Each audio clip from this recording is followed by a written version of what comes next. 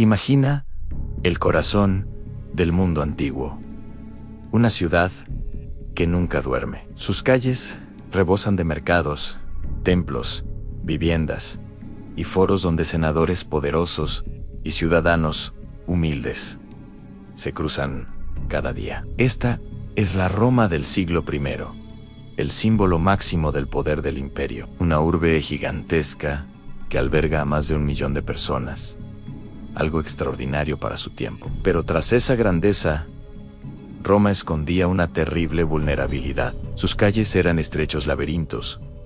Las casas de madera se apilaban unas sobre otras, creando una trampa mortal. En esta ciudad, el fuego era un enemigo constante, una amenaza que siempre acechaba. Y el 18 de julio del año 64, después de Cristo, esa amenaza se convirtió en la peor tragedia de su historia. Todo comenzó en el Circo Máximo, el enorme estadio de las carreras y los grandes espectáculos. Hasta hoy, nadie sabe con certeza cómo empezó el fuego. ¿Fue un simple accidente? ¿Una chispa descuidada? ¿O fue algo más oscuro? Una conspiración. Lo único cierto es que las llamas, avivadas por los materiales inflamables de las tiendas y los fuertes vientos del verano, se propagaron con una velocidad aterradora. En cuestión de horas, barrios enteros estaban envueltos en un mar de fuego incontrolable. El incendio duró 9 largos y agónicos días. Durante ese tiempo, la ciudad más poderosa del mundo se convirtió en un verdadero infierno en la tierra. Los relatos de cronistas como Tácito nos pintan un cuadro de pánico absoluto. Familias enteras huyendo con las pocas pertenencias que podían cargar, templos majestuosos derrumbándose bajo el peso de las llamas, estatuas de mármol derritiéndose por el calor insoportable. Multitudes desesperadas buscaban refugio en zonas abiertas, como el campo de Marte.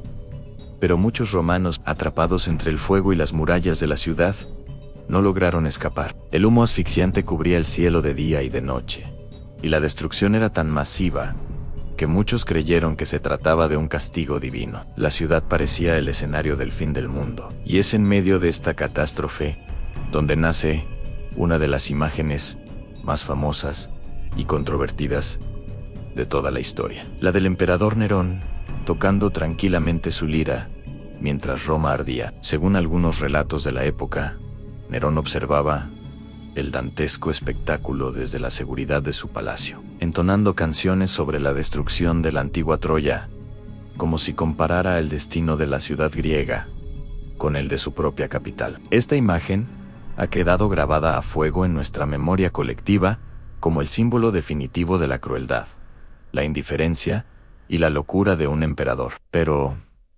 ¿realmente sucedió así? La mayoría de los historiadores modernos lo dudan, y mucho. Para empezar, las fuentes más fiables indican que Nerón ni siquiera estaba en Roma cuando comenzó el incendio. Se encontraba en su villa de Anzio, a unos 50 kilómetros de distancia. Al enterarse de la noticia, se dice que regresó inmediatamente a la ciudad para coordinar personalmente la respuesta a la emergencia. El historiador Tácito, que no era precisamente un admirador de Nerón, escribió que el emperador tomó medidas para ayudar a su pueblo, abrió los jardines privados de su palacio para dar refugio a los miles de damnificados que habían perdido sus hogares. Ordenó que se distribuyeran alimentos a bajo precio e improvisó campamentos temporales para los que no tenían a dónde ir. Entonces, si Nerón actuó como un líder responsable, ¿por qué su nombre quedó manchado para siempre? La magnitud de la tragedia era tal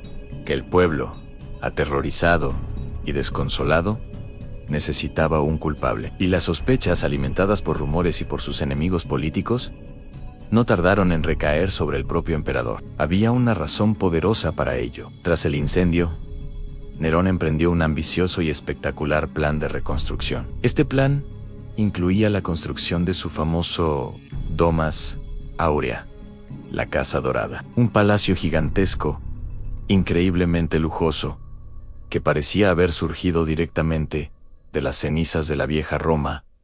Para muchos, esto era la prueba definitiva. El incendio no había sido un accidente, sino un acto deliberado del emperador para despejar el terreno y construir la ciudad de sus sueños, con su palacio como pieza central. Esta teoría, la de que Nerón provocó el incendio para su propio beneficio, se extendió como la pólvora. El emperador no podía permitirse ser visto como el responsable de la destrucción de Roma y del sufrimiento de su gente. Necesitaba desviar la atención, encontrar un chivo expiatorio sobre el que descargar toda la ira popular, y lo encontró. Su objetivo fueron los cristianos. En aquel tiempo, el cristianismo era una secta relativamente nueva, pequeña y muy mal comprendida por la sociedad romana. Se les veía como un grupo extraño, misterioso y hasta peligroso, que se negaba a adorar a los dioses romanos y al propio emperador. Eran el blanco perfecto. Nerón los acusó públicamente de haber incendiado Roma, y así comenzó una de las primeras y más brutales persecuciones contra los cristianos en la historia del imperio. Decenas de ellos fueron arrestados, torturados y ejecutados de las formas más crueles imaginables. Algunos fueron arrojados a las fieras en el circo para el entretenimiento de las masas, otros fueron crucificados, y en un acto de sadismo extremo, muchos fueron cubiertos de brea y quemados vivos, utilizados como antorchas humanas para iluminar los jardines imperiales durante macabros espectáculos nocturnos. Esta brutal represión convirtió a las víctimas en mártires para su fe y dejó una mancha oscura e imborrable en el legado del Imperio Romano. Mientras tanto, la reconstrucción de Roma transformó la ciudad para siempre. Nerón, a pesar de su reputación, implementó normas de urbanismo muy avanzadas para la época. Ordenó que las nuevas calles fueran más anchas que las casas, se construyeran con materiales menos inflamables, como ladrillo y piedra, y que se dejara un espacio entre los edificios para evitar que futuros incendios se propagaran con la misma facilidad. En cierto modo, de las cenizas de la tragedia, surgió una Roma más moderna, organizada y segura. Sin embargo, el coste humano y político fue incalculable. La figura de Nerón quedó irremediablemente asociada al fuego. Para algunos, fue un tirano cruel y megalómano, que disfrutó del sufrimiento de su pueblo. Para otros, fue un gobernante que, a pesar de sus defectos, fue víctima de una campaña de desprestigio orquestada por sus enemigos, especialmente los senadores y los cronistas que lo detestaban. Lo cierto es que la leyenda de Nerón tocando la lira mientras Roma ardía sobrevivió al paso de los siglos, convirtiéndose en un mito mucho más poderoso que la propia realidad histórica, a pesar de que no existen pruebas sólidas de que haya ocurrido. El gran incendio de Roma no fue solo una catástrofe urbana, fue un punto de inflexión. Demostró cómo un desastre natural podía ser manipulado políticamente, cómo la propaganda podía moldear la memoria histórica de un gobernante, y cómo, de entre las llamas, surgen mitos que perduran por generaciones. Hoy, casi 2000 años después, el gran incendio de Roma sigue siendo un fascinante misterio, a medio camino entre la realidad y la leyenda. Fue un accidente inevitable en una ciudad peligrosamente construida, un plan calculado por un emperador visionario y despiadado